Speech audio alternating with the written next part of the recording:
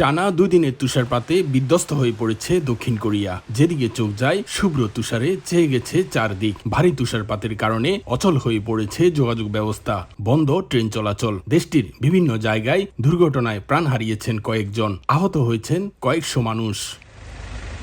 দক্ষিণ কোরিয়ার স্বরাষ্ট্র মন্ত্রণালয়ের তথ্য মতে বৈরী আবহাওয়ার কারণে দেশটিতে 1.5 শতাধিক ফ্লাইট বাতিল করা হয়েছে। বন্ধ রয়েছে ফেরি চলাচল, বিদ্যুৎ বিচ্ছিন্ন রয়েছে 1000-এরও বেশি পরিবার। এছাড়াও 1200-এরও বেশি শিক্ষা প্রতিষ্ঠান বন্ধ ঘোষণা করা হয়েছে।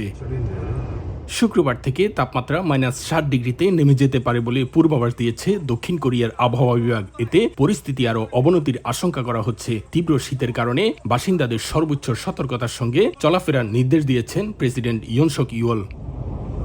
সিউল সহ মেট্রোপলিটন এলাকায় 40 সেন্টিমিটারেরও বেশি তুষারপাতের রেকর্ড করা হয়েছে। এছাড়াও সিউলের গাংওন্দ 41.6 সেন্টিমিটার, ইয়ংইনে 47.5 সেন্টিমিটার, সুওনে 43, গুনপুতে 43.1 এবং আনিয়াংয়ে 40.7 সেন্টিমিটারের তুষারপাতের রেকর্ড করা হয়। নভেম্বর মাসে এই অস্বাভাবিক তুষারপাতের জন্য কোরীয় উপদ্বীপের পশ্চিমে সমুদ্রের স্বাভাবিকের চেয়ে বেশি তাপমাত্রাকে দায়ী করছেন পরিবেশবিদরা। দক্ষিণ কোরিয়া থেকে মোহাম্মদ হানিফ, সময় সংবাদ।